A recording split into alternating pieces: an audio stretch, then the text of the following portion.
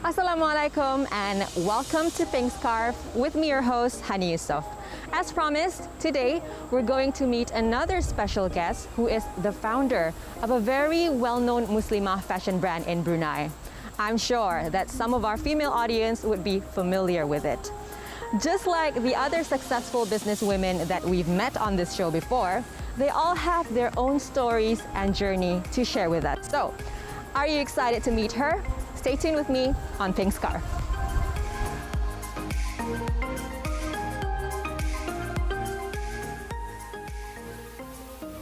El-Jumana is a minimalist Muslimah fashion brand founded by Puan Naqiyyah Ishaq in 2010.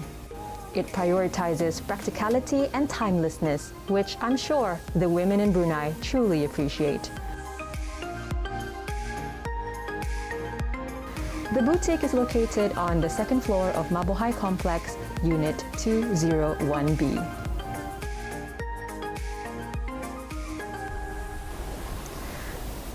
Our guest for today is Puan Naqiyyah Ishaq, the founder of El-Jumana, a Bruneian Muslimah fashion brand. Are you ready to meet her? Come on, follow me.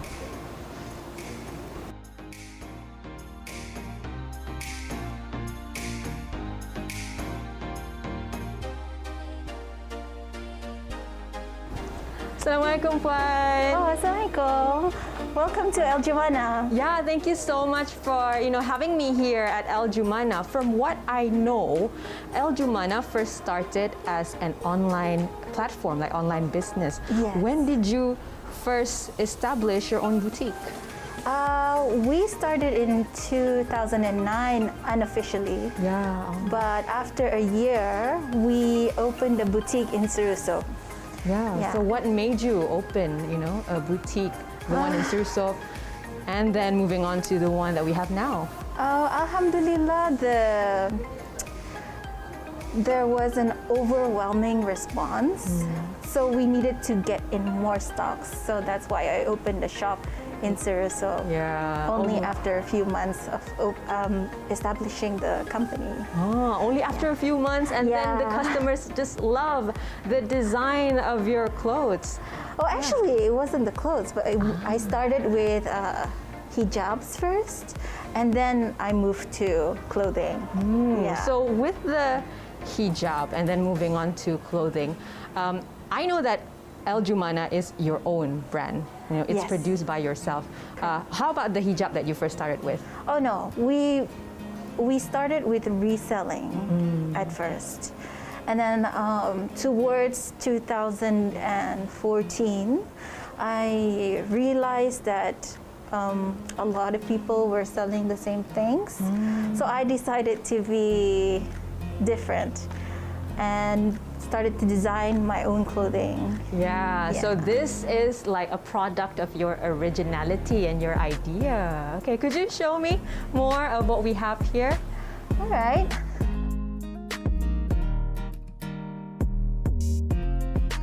I believe in living with intention, adding value to people's lives and being a minimalist. It just so happens I extend my life's principles into my clothing line. All my EJ pieces are designed to be basic, modest, and practical so that you do not have to think about what to wear.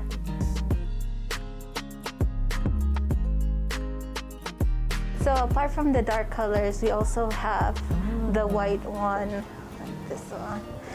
Okay. Yes. As you can see, okay, I'll try to hold it. Look at how nicely it flows. And I love this color, because you can match it with any headscarf that you have. Yeah, it's very basic, and you can mix and match it with any other types of clothing. So yeah, thank you so much for showing us the clothes that you have.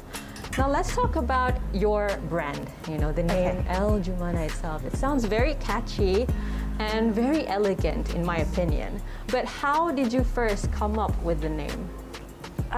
That's very interesting because it was my dad who named El-Jumana, and I think it was a blessing. I wanted his blessing, so I asked him to name the company.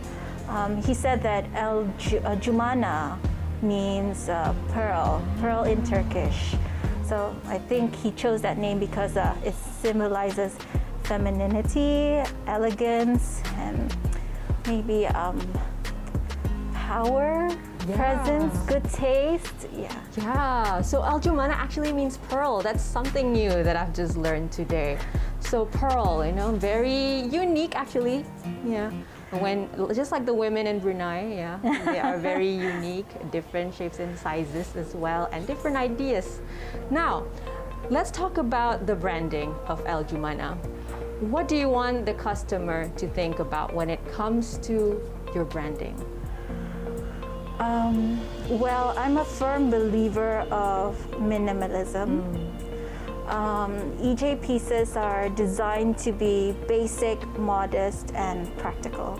So you don't have to think about what to wear, and I designed them so that you can use that time and energy to focus on what's important. And minimalism is not about having less, but it's making room for what's important in your life.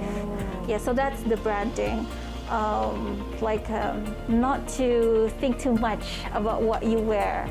Yeah. Oh, okay, so you were thinking about it being minimalist in terms of people not having to think too much about what to wear and focus on the very important things that they have to do every day. Now, how about you as a person yourself? How is minimalism, you know, so important to you?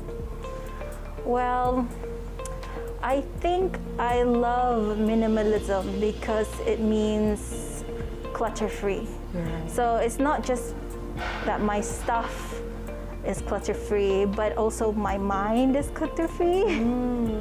Yes, because we don't have too much to think about or have too much things to organize or to clear up, something like that.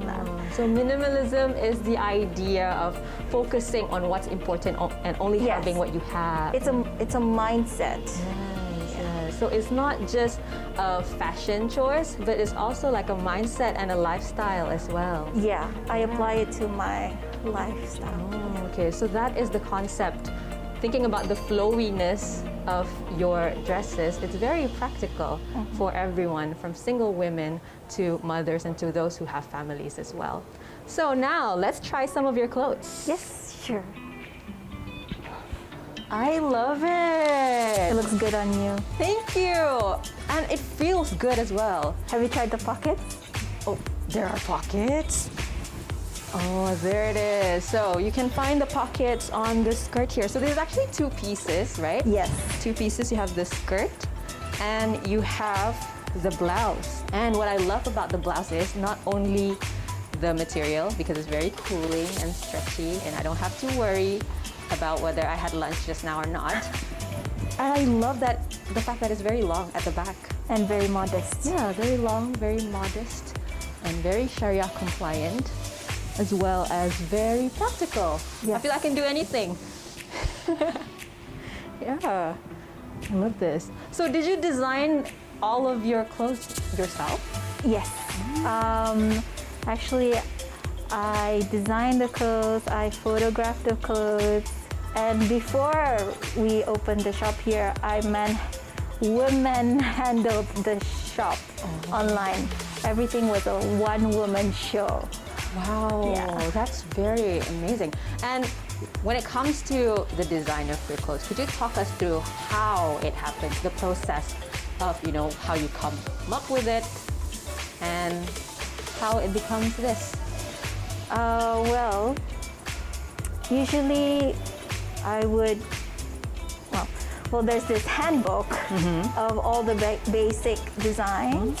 So from there, I would just tweak a little bit to make it more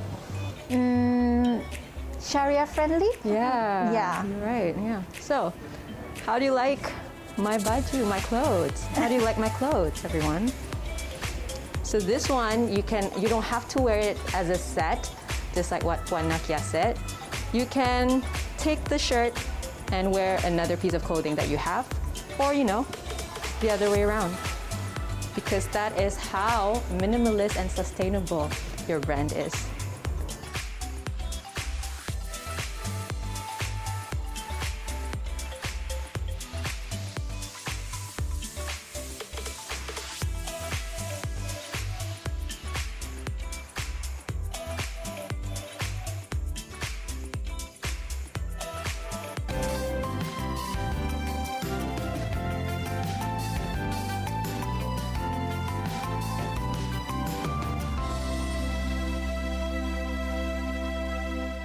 Welcome back on Pink Scarf with me, your host, Hanny Yusof, and we're still here with our special guest, Puan Naqiyyah Ishaq, founder of El-Jumana.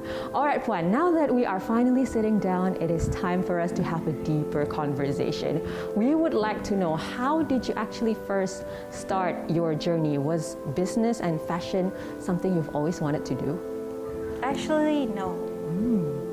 Interestingly, my father suggested the business, and as it was, the industry was booming at the time. So I think Hana Tajima. Do you know Hana Tajima? Yeah, it's a Malaysian brand, was it? She is I think she's a fashion designer. Yes. In the UK who moved to Malaysia. So during that time, we would see a lot of fashion bloggers, Muslimah fashion bloggers, hijabis. So my dad would send me articles for me to read, and he would do that year after year. And I would say no, until I don't know what happened. I felt like, oh, okay, you know what? Let's do this. So I started the business open-heartedly, I guess, after that. Yeah. Okay. So how long ago was that? Because now, as consumers, El-Jumana is actually pretty well known. It's something that you see a lot of women now wear. Alhamdulillah. Yes. That's good to know. We started in 2010. Yeah. Now it's been over 10 years. Yes, alhamdulillah. Yeah, so I'm sure that you have a story to tell us about your journey, especially about the challenges that you have faced when you first started and along the way until now. I think one of the challenges when I started the business is that there was no mentor. There was no one to teach me how to do the business. I was self-taught, and no one in the family was doing business as well.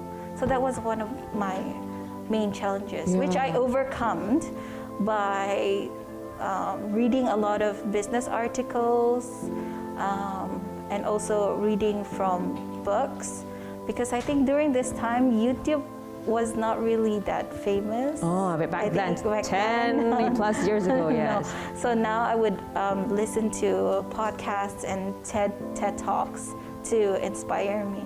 Oh, yeah. Okay. So you mentioned that actually at first you didn't want to go on with business, but at the end, it's something that you started getting into because of your father telling you about these articles, right? So I want to know about how you first started in terms of your background. You mentioned that it's not something that you wanted to do, right? So how did you actually take that first step? Well, doing business is not something new to me. I started doing business when I was still in A-level. So I think I was like, 18, 19 at the time. And I was studying abroad. So I would sell bags on eBay while studying. And I thought that was fun. And when I came back to Brunei, I helped my boyfriend, then boyfriend, who's now my husband, with his company, Rock, Paper, Scissors. We used to sell T-shirts, and then I dropped out of university. Yeah. So my dad told me, there was this. I got the letter from university telling me that that they're kicking me off out of school, out of uni, and I called my dad. Dad, you know what? I just got kicked out from uni, and he's like, oh, it's okay. We'll talk about it later. And I was like, okay. So, I think he already he had something in his mind for me to do, which was the hijab industry. I think that's why he was so cool about it. And my friend who was with me at that time was like, oh, you know what? Cool, your dada there. Yeah, so was that a reaction that you totally didn't expect at first? from your father? Yes and no. Oh, okay. I thought he would be upset, but he wasn't. Rupanya, he had something in his mind already for me, which is the company El-Jumana. Yeah. So after a while, yes, I took a shot because I think that it will make him happy. So I just did it. Okay. And alhamdulillah, it worked out beautifully. Yeah, alhamdulillah. There's a hikmah that you learn from it. So could you share with us about that then? Because from taking the difference, okay, so what did you study at first at university, and how is it different to what you are currently doing now, and what kind of hikmah did you learn from that? Well, I learned, I majored in history and social anthropology. Very different, very far from business. I've always been okay that I've never finished university, because I'm the type of person that knows that if something doesn't work out, I can always find something else to do, something else that I can excel. Yeah. Even if I am not, an expert in that industry or an expert in that field, I will study or I will learn until I become an expert in that field. Yes, right. So as I said just now, I majored in history and social anthropology. It has nothing to do with business. But I made it a point to myself to learn how to do business so that I can be an expert. Yeah, so that is very inspiring, I'm sure, to the viewers out there, because some people, they think that A-levels and university will decide your whole life, but in your case, it's actually not. Because life education doesn't end in the classroom. Yes. It is a lifelong journey. It doesn't stop. So I think once you stop, then you're stunted for life. Yes. Yeah. That's a very powerful message from you. Now we want to know about your role as a woman, because I'm sure, as a woman, you're juggling a lot of things, with family as well as your career as well. So we would like to know, Puan, how do you manage your time as well as manage your mental health, maintain your health as well? Well, the biggest challenge is not having enough time. I think a lot of working moms know this. Like, they have to balance work, they have to balance family, relationship, and then manage the household. So for me, I just have a daily plan. Yeah. Like every day I list out what I need to do that day, and then peg a time limit to each task. So maybe like I set on my timer, like 1 hour I do this, and then once the timer goes off, even though I don't finish that job, I move on to the next task, and then the next task, and if I have free time, I'll go back to the first task.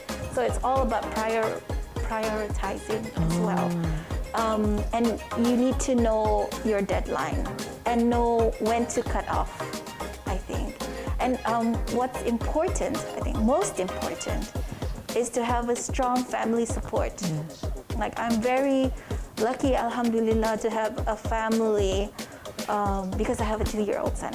So I'm very lucky to have a family that loves my son very much. So if I need to go somewhere or be somewhere, they would look after my son, or my husband would look after my son. And another important thing, I think, is to have a good support system with your employees. Yes. So I don't hire employees based on their qualifications. I don't discriminate that way, because I know myself that even without the highest qualification, I can be somebody. So what I look for in my employees is that they want to do this job not because of just the money, but because they understand what the brand means and how much like we have that same love towards the brand. Yeah, I think that's most important for me. That's very potent. And you mentioned that support system is in terms of your family, who you surround yourself with, as well as your employees as well. So I'm sure that you are the type of person who would look beyond what's on paper. You mentioned just now that at first business wasn't something that you were actually passionate about. Now, what is your main motivator then that keeps you going until now? Well, when I do business, it's not really just about the money. It's more about helping people. The business is just a channel, really. So, for example, when I sell my clothes, for every purchase, $2 will be donated to non-profit organizations. We used to donate the money, our profits, to orphanages, which my mother supported when she was alive. But now we focus more on local organizations, like mostly kids. Yes. And I think the biggest one we donated was to Palestine. I'm really more about helping people. Yeah. Anything that adds value to my life. That's important to me. Yeah, mashallah, that's so inspiring. So you see this business not just as a business itself, but as a channel, you said, to help others who are in need. Yes. That is a very inspiring message for our viewers out there. Finally, I'm sure that as a woman yourself, you have a mantra to live by, or an advice, if you have an advice to our viewers out there, especially to those who are trying to venture into this industry. I would say first things first is find your why. Follow your heart, find your why, and then find out what motivates you. And when you get that, you'll find your how. And there will never be the right time to do something. So stop waiting and start doing. And then, and I always say, if there's a problem, find the solution, create the opportunities. Don't wait for the opportunity to come. You make the opportunity. Nothing will work unless you do. What else? And I always get that, oh yeah, she's so successful because, the father is who, the mother is who. No, successful people are not lucky or they're not gifted. They just work hard, then succeed on purpose. That's what I say. Oh, yes, those were the words of wisdom from Puan Naqiyyah. Thank you so much for sharing your time with us and sharing your knowledge and experience. Thank you. All right, I'm sure that our viewers out there have learned a lot from Puan Naqiyyah, and in the next episode, we're going to meet another special guest who will share with us her journey to inspire us to achieve our goals. As Puan Naqiyyah said, don't wait for opportunities to come to you, but create them yourself because you have the power to manifest your own dreams. I'm your host, Hanny Yusof. Assalamu alaikum, and I'll see you again in the next episode of Pink Scarf.